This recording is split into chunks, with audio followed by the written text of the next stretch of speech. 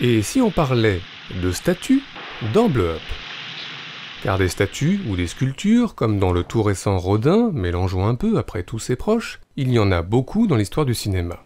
En intérieur dans l'impératrice Yong Kuai-Fai, ou en extérieur dans Time, en grand format dans l'Atlantide, ou en petit format dans Blanc, des statues en un bloc dans Minuit dans le jardin du bien et du mal, ou en morceaux dans le ventre de l'architecte, des statues religieuses dans The Young Pope, ou non religieuses, enfin quoique, dans les Doors, des statues venues d'Inde dans Calcutta, ou d'Afrique noire dans les statues meurent aussi, d'Égypte dans Méditerranée, ou de Grèce dans Le Mépris, bref, des statues au cinéma en veux-tu en voilà, de quoi, bien évidemment, faire un petit point sur la question. Alors commençons par les personnages de sculpteurs très présents au cinéma, par exemple Jean Rochefort dans L'artiste et son modèle de Fernando Trueba, ou Glenda Jackson dans Le Love de Ken Russell. Sinon des ateliers, on en visite aussi au cinéma, notamment celui de Rutger Hauer dans Le Turkish Delight de Paul Verhoeven, ou l'atelier d'un Scanners dans le Scanners de David Cronenberg. Scanner friends? Enfin, il y a Camille Claudel, version Juliette Binoche chez Bruno Dumont.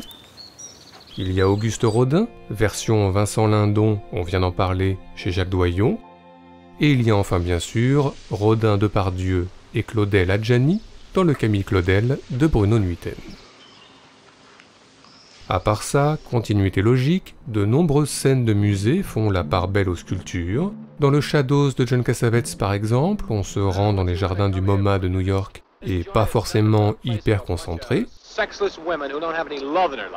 Dans Les Deux Anglaises et le continent, Jean-Pierre Léaud se promène nostalgique dans les jardins du musée Rodin, tout comme plus récemment le touriste Owen Wilson face aux penseurs dans Minuit à Paris de Woody Allen. Un musée Rodin que visite également, mais cette fois à l'intérieur, Stanislas Méhard dans La Captive de Chantal Akerman, mais aussi Valeria Bruni Tedeschi dans Un couple parfait de Nobuhiro Suwa.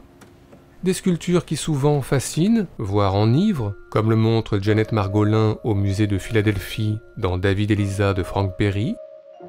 Une scène qui nous fait aussi penser à celle fameuse de l'âge d'or de Louise Buñuel.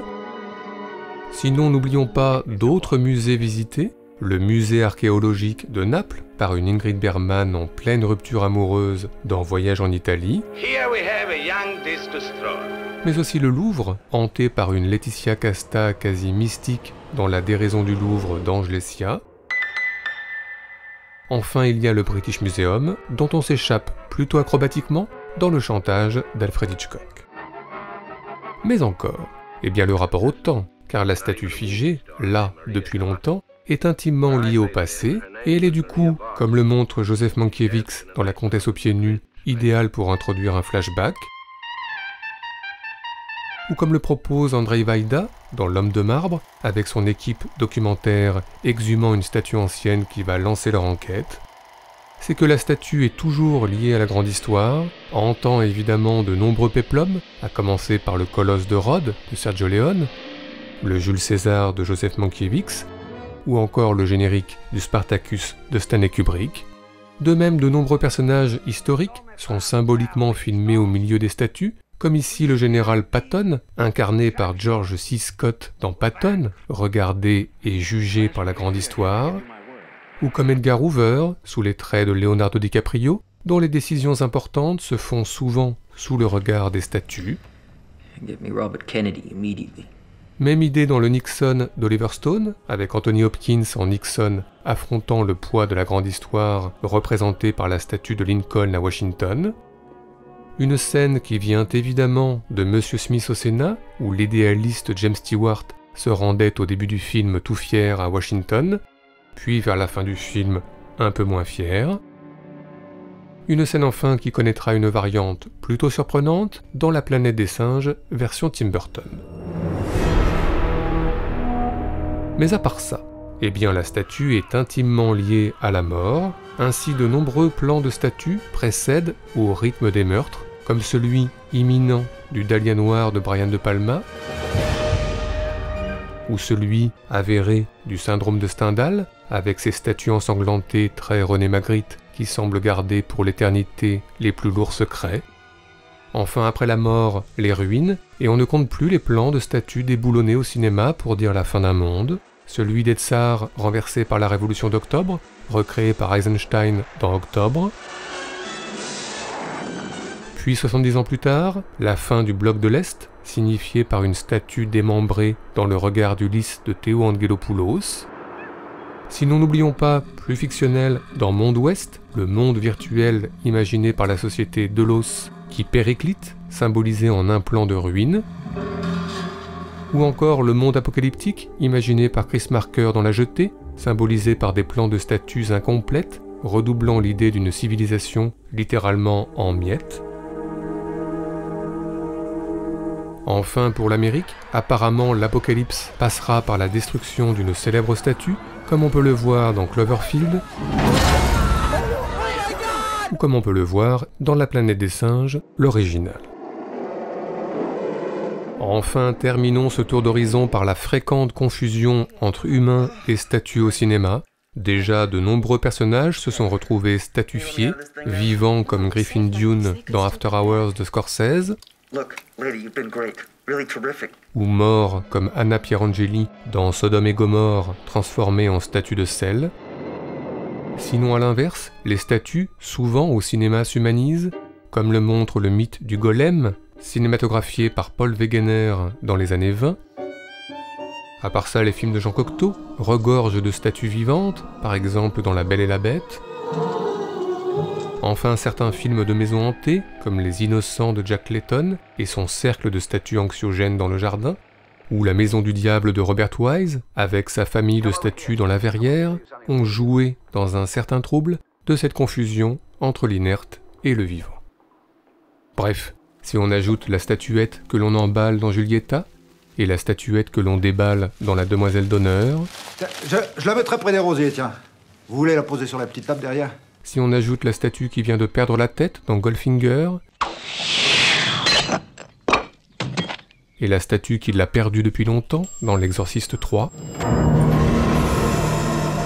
si on ajoute la statue en hommage à Elvis dans Mystery Train, et la statue en hommage à Pasolini dans Journal intime, mais aussi Eva Green qui refait la Vénus de Milo dans Innocent, et Keanu Reeves et River Phoenix qui refont la Pietà dans My Own Private Idaho, sans oublier la statue transportée en hélicoptère en ouverture de la Dolce Vita, et celle transportée en ouverture de La Loi de la Jungle, et puis la poursuite en haut de la Statue de la Liberté dans 5e colonne, la poursuite en haut du Mont Rochemort dans La Mort aux trousses, et la poursuite en haut du Corcovado dans OSS 117 Rio ne répond plus, on peut dire que les statues sont au cinéma partout, gelées dans Intelligence artificielle, ou brûlées dans Nocturama, inaugurées de façon conventionnelle dans Love, ou de façon moins conventionnelle dans Les Lumières de la Ville.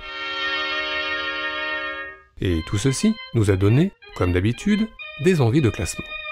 C'est donc parti, illico presto, pour notre traditionnel top 5 subjectif, celui de nos meilleures scènes liées de près ou de loin aux statues au cinéma.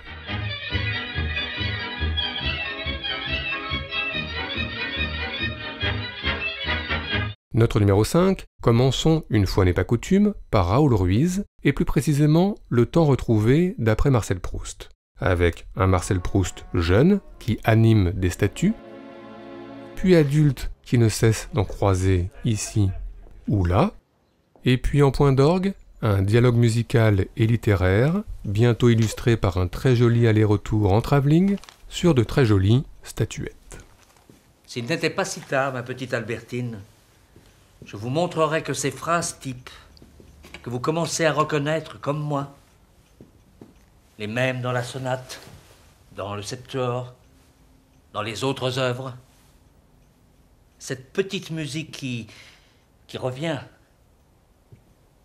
qui insiste, et que vous jugez imprudemment monotone, eh bien, dans la littérature, la bonne littérature, j'entends, c'est comme une réalité cachée, révélée par une trace matérielle. Regardez les tailleurs de pierre chez Thomas Hardy. Ils sont dans Jude l'Obscur, mais aussi dans La Bien-Aimée. Vous vous souvenez des blocs de pierre que le père extrait de l'île? Ils arrivent par bateau pour s'entasser dans l'atelier du fils. Et ils deviennent des statues. Le parallélisme entre la bien-aimée, où l'homme aime 3 femmes, et les yeux bleus, où la femme aime 3 hommes. Eh bien, ce parallélisme... Vous ne m'écoutez pas. Mais si, je vous écoute. Je vous écoute et je me dis que je n'aurais pas dû vous parler de Morel. Ça, c'est la réalité cachée que je lis sur votre visage. Qu'est-ce que vous lisez? Quelque chose qui ressemble à de la jalousie. Notre numéro 4 concerne l'ouverture de Timbuktu d'Abderrahmane Sissako, la ville de Timbuktu au Mali qui vient de tomber aux mains des islamistes, et la présence de statues pour symboliser la fin d'un monde.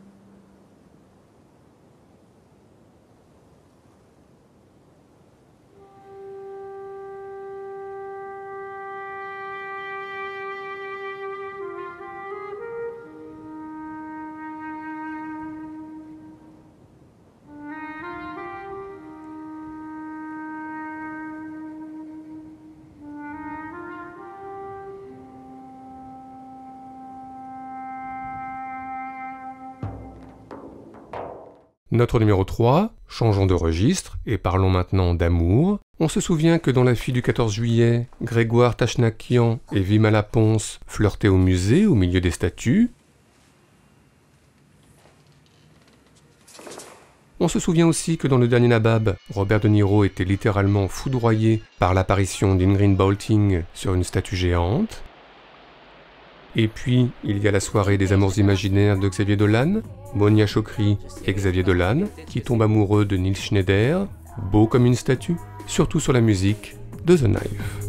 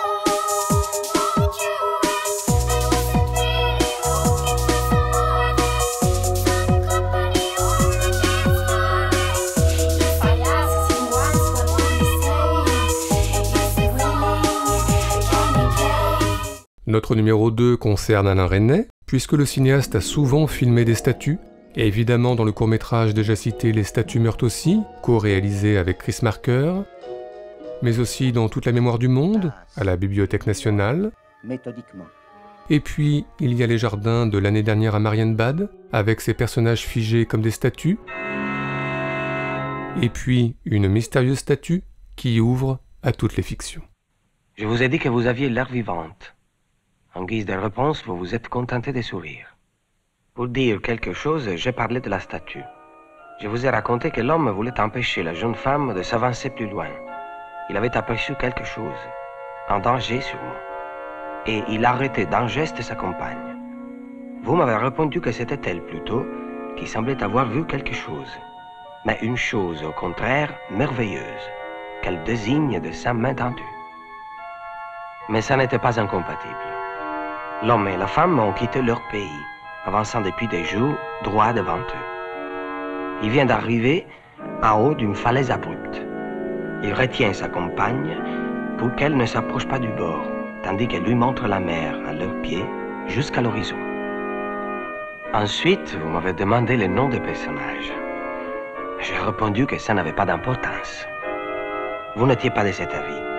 Et vous vous êtes mis à leur donner des noms. Un peu au hasard, je crois. Alors je dis que c'était vous et moi, aussi bien. Ou n'importe qui. Enfin, notre numéro 1, terminons par le classique des classiques, Les Visiteurs du Soir de Marcel Carné, l'amour d'Alain Cuny et Marie Déa, plus fort que tout, un amour que rien, et surtout pas le démoniaque Jules Berry, ne pourra empêcher. En Pierre, on vous entendez? En Pierre, on serait changé.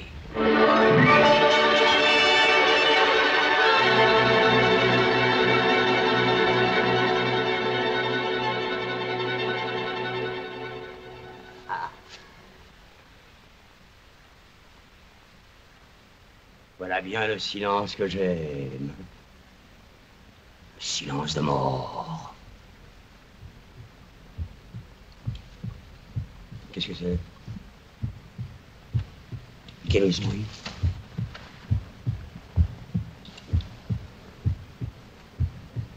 Et c'est leur cœur que j'entends. Leur cœur qui bat. Qui ne cesse de battre. Qui bat. Qui bat. Qui bat. Qui bat. Qui bat. Qui bat. Qui bat. Qui bat. Qui bat.